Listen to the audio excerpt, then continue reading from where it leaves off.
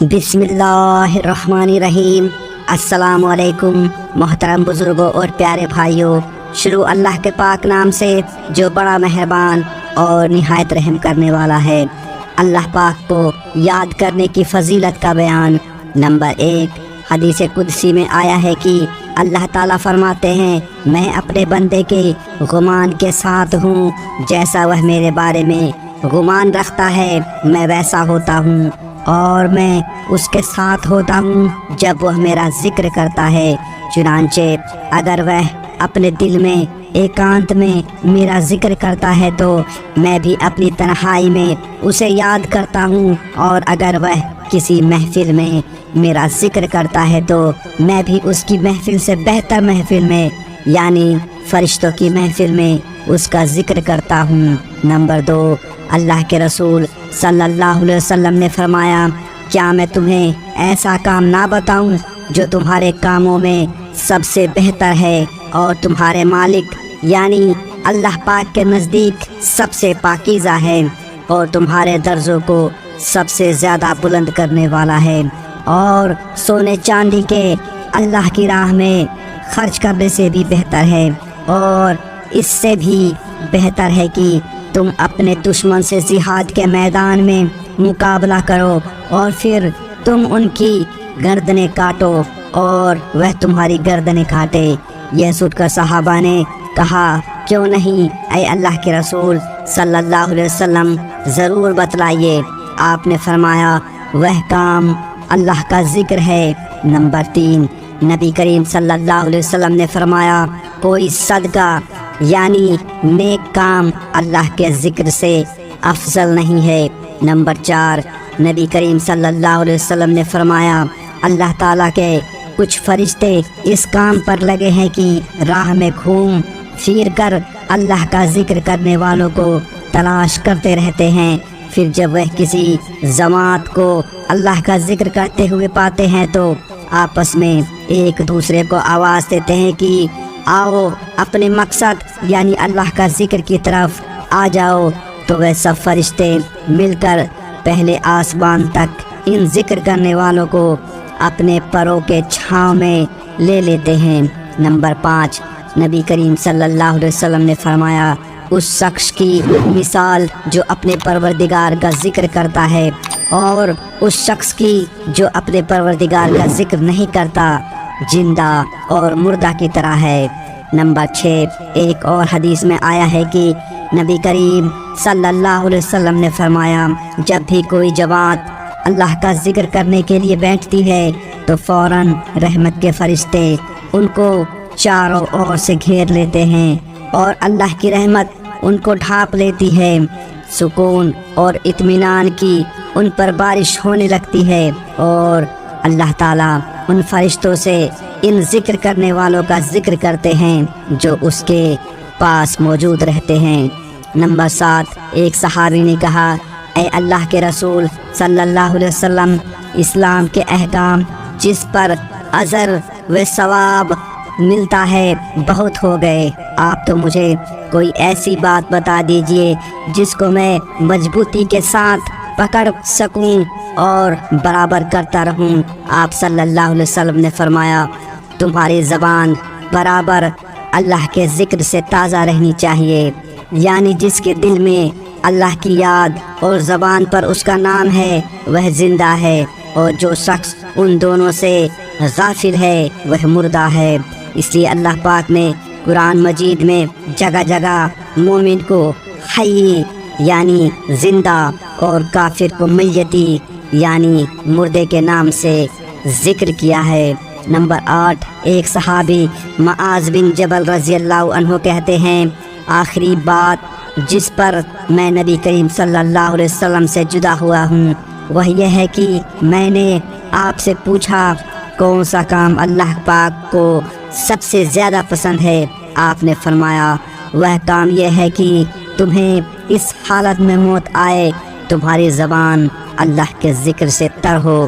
Number 9، ایک اور حدیث میں آیا ہے کہ انہی صحابی معاذ رضی اللہ عنہ نے پوچھا، اے اللہ کے رسول صلی اللہ علیہ وسلم، آپ مجھے کچھ وصیت فرما دیجئے۔ آپ نے فرمایا ہر دم اللہ سے ڈرتے رہو اور ہر پتھر اور پیڑ پودوں کے پاس یعنی ہر جگہ پر اللہ کا ذکر کیا کرو، اور جو بھی کوئی برا کام کر بیٹھو تو فوراً اللہ کے سامنے اس سے توبہ کرو۔ چوری چھپے کیے گناہ کی چھپے طور پر توبہ، اور کھلے عام کیے گئے گناہ کی کھلے عام توبہ۔ نمبر 10، نبی کریم صلی اللہ علیہ وسلم نے فرمایا کسی بھی آدمی نے کوئی کام ایسا نہیں کیا جو اللہ کی یاد سے زیادہ اس کو اللہ کی سزا سے نجات دلانے والا ہو۔ نمبر 11، اسی روایت میں آیا ہے کہ صحابہ نے پوچھا اے اللہ کے رسول، کیا اللہ کی راہ میں جہاد بھی نہیں؟ آپ نے فرمایا ہاں، اللہ کی راہ میں جہاد بھی نہیں، لیکن وہ شخص جو اپنی تلوار سے دشمن کی گردنوں کو اتنے زیادہ کاٹے کہ وہ ٹوٹ جائے تو اس کا عمل اللہ کے ذکر سے زیادہ اللہ کی سزا سے نجات دلانے والا ہو سکتا ہے۔ یہ آخری جملہ آپ صلی اللہ علیہ وسلم نے 3 مرتبہ فرمایا۔ نمبر 12، نبی کریم صلی اللہ علیہ وسلم نے فرمایا اگر ایک آدمی کی گود درہم سے بھری ہو اور وہ ان کو بانٹ رہا ہو اور دوسرا آدمی اللہ کا ذکر کر رہا ہو تو اللہ کا ذکر کرنے والا اس درہم کے بانٹنے والے سے افضل ہوگا۔ نمبر 13، نبی کریم صلی اللہ علیہ وسلم نے فرمایا جب تم جنت کی کیاریوں میں سے گزرو تو خوب پیٹ بھر کر چر لیا کرو، یعنی اللہ کا ذکر خوب کر لیا کرو۔ صحابہ نے پوچھا جنت کے باغ کیا ہے؟ آپ نے فرمایا ذکر کی محفلیں۔ نمبر 14، ایک اور حدیث میں آیا ہے کہ اللہ تعالیٰ فرمائے گا آج تمام محشر والوں کو معلوم ہو جائے گا کہ عزت اور مرتبے کے قابل کون لوگ ہیں۔ یہ سن کر نبی کریم صلی اللہ علیہ وسلم سے پوچھا گیا اے اللہ کے رسول یہ کون لوگ ہیں؟ آپ نے فرمایا یہ لوگ مسجدوں میں اللہ کے ذکر کی محفلیں منعقد کرنے والے لوگ ہیں۔ نمبر 15، حدیث میں آیا ہے کہ ہر آدمی کے دل کی 2 کوٹھریاں ہوتی ہیں، ایک میں فرشتہ رہتا ہے اور دوسری میں شیطان۔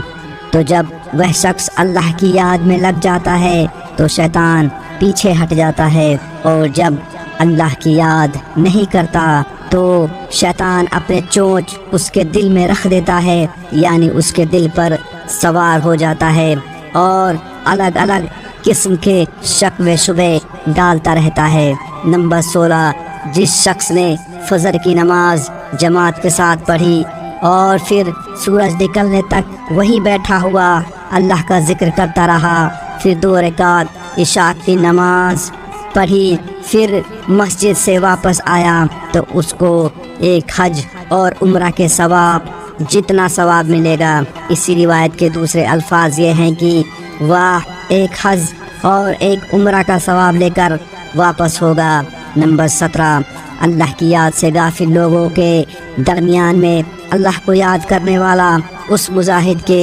سامان ہے۔ نمبر 17، اللہ کی یاد سے غافل لوگوں کے درمیان میں اللہ کو یاد کرنے والا اس مجاہد کے سامان ہے جو جنگ کے میدان میں بھاگنے والوں کی جماعت میں ڈٹا رہا۔ نمبر 18، ایک اور حدیث میں آیا ہے کہ جو کوئی جماعت کسی بھی مجلس میں جمع ہوئی اور اللہ کو یاد کیے بنا وہاں سے اٹھ گئی تو یوں سمجھو کہ وہ ایک مرے ہوئے گدھے کے لاش پر جمع ہوئے تھے اور اس کو کھا کر اٹھ گئے، اور ان کی یاد کی مجلس قیامت کے دن ان کے لیے افسوس اور مایوسی کا سبب ہوگی۔ نمبر 19، جو شخص بھی کسی راستے پر کسی کام کے لیے چلا اور اس بیچ اللہ کا ذکر نہیں کیا تو اس کی یہ غفلت اس کے لیے افسوس اور نراشا کا سبب ہوگی، اور جو شخص بھی اپنے بستر پر لیٹا اور اس نے اللہ کا ذکر نہیں کیا تو اس کی یہ غفلت اس کے لیے افسوس اور نراشا کا سبب ہوگی۔ نمبر 20، ایک پہاڑ دوسرے پہاڑ کو اس کا نام لے کر آواز دیتا ہے کہ اے فلاں پہاڑ، کیا تیرے پاس سے کوئی ایسا آدمی گزرا ہے جس نے گزرتے سمے اللہ کا ذکر کیا ہو؟ تو جب وہ جواب میں کہتا ہے کہ ہاں تو وہ خوش ہوتا ہے اور اس کو مبارکباد دیتا ہے۔ نمبر 21، اللہ کے نیک بندے وہ ہیں جو اللہ کے ذکر کے لیے سورج چاند حلال پہلی کا چاند ستاروں اور چھاؤں کی دیکھ بھال رکھتے ہوئے اور ہر سمے اور موقع کے مطابق اچھے ڈھنگ سے اللہ کا ذکر کرتے ہیں۔ نمبر 22، قیامت کے دن جنتی لوگ کسی چیز پر افسوس نہ کریں گے سوائے اس گھڑی کے جو ان پر بیت گئی اور اس میں انہوں نے اللہ کا ذکر نہیں کیا کہ کاش اس گھڑی میں بھی ہم اللہ کا ذکر کرتے اور اس کا بھی ثواب پاتے۔ نمبر 23، تم زیادہ سے زیادہ اللہ کا ذکر کیا کرو کہ لوگ تم کو پاگل کہنے لگیں۔ نمبر 24، نبی کریم صلی اللہ علیہ وسلم صحابہ کو حکم دیا کرتے تھے کہ تکبیر یعنی اللہ اکبر، پاکی یعنی سبحان الملک القدوس اور تحلیل یعنی لا الہ الا اللہ کی گنتی کا خیال رکھا کریں اور انہیں انگلیوں پر گنا کرے۔ فرمایا اس لیے کہ قیامت کے دن ان انگلیوں سے سوال کیا جائے گا اور انہیں بولنے کی طاقت دے کر بلایا جائے گا اور وہ بتلائیں گے کہ کتنی تعداد میں بندے نے تکبیر، پاکی اور تحلیل بیان کی تھی۔ نمبر 25، نبی کریم صلی اللہ علیہ وسلم نے عورتوں کو مخاطب کر کے فرمایا تم تسبیح یعنی سبحان اللہ، تقدیس یعنی سبحان الملک القدوس اور تحلیل لا الہ الا اللہ کو اپنے اوپر لازم کر لو اور کبھی ان سے لاپرواہی نہ کرو کہ تم اللہ کی رحمت سے مایوس کر دی جاؤ۔ نمبر 26، حضرت عبداللہ بن عمر رضی اللہ عنہ فرماتے ہیں کہ میں نے نبی کریم صلی اللہ علیہ وسلم کو سیدھے ہاتھ کی انگلیوں پر تسبیح پڑھتے دیکھا ہے۔ نمبر 27، نبی کریم صلی اللہ علیہ وسلم نے فرمایا مجھے صبح کی نماز کے بعد سے سورج نکلنے تک اللہ کا ذکر کرنے والے لوگوں کے ساتھ بیٹھنا اس لیے زیادہ پسند ہے کہ میں حضرت اسماعیل علیہ السلام کی نسل کے 4 غلاموں کو آزاد کر دوں اور اسی طرح میں ان لوگوں کے ساتھ بیٹھوں جو عصر کی نماز کے بعد سے سورج کے چھپنے تک اللہ کا ذکر کرتے رہتے ہیں۔ یہ مجھے اس سے زیادہ پسندیدہ ہے کہ میں 4 غلام اسماعیل علیہ السلام کی نسل کے آزاد کروں۔ نمبر 28، نبی کریم صلی اللہ علیہ وسلم نے فرمایا اکیلے سفر کرنے والے آگے نکل گئے۔ صحابہ نے پوچھا اکیلے سفر کرنے والے کون لوگ ہیں؟ آپ نے فرمایا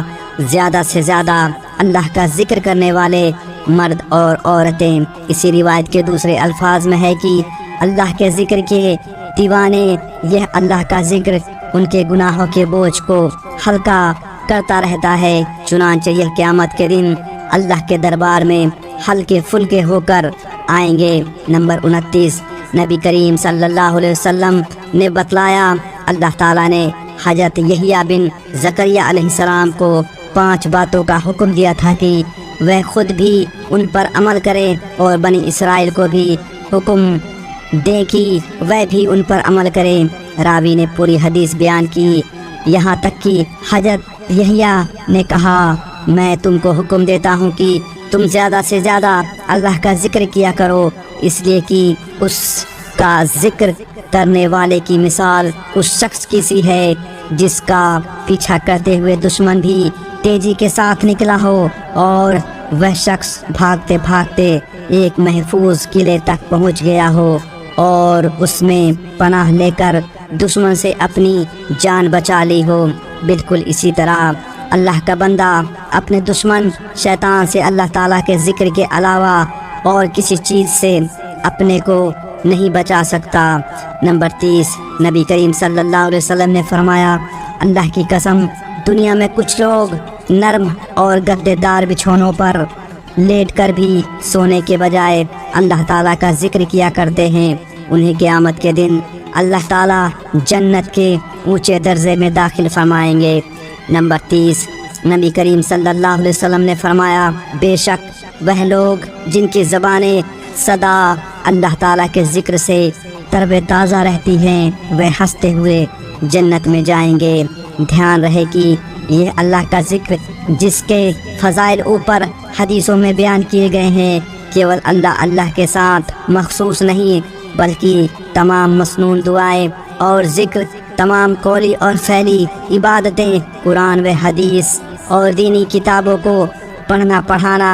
वाज़ व नसीहत सब इसमें शामिल है। और सबसे पहले अल्लाह के कलाम कुरान पाक की तिलावत है कि वह तो खुद अल्लाह का कलाम है जिसकी शान ये है, सुन लो अल्लाह का जिक्र यानी कुरान की तिलावत से ही दिल को इत्मीनान हासिल होता है। यह किताब भी उन्हीं दुआओं और जिक्रों का मजमुआ है और इसलिए लिखी गई है कि अल्लाह ताला हमें तौफीक फरमाए कि हम ज़्यादा से ज़्यादा पाबंदी के साथ उनको पढ़ा करें और हम हल्के फुल्के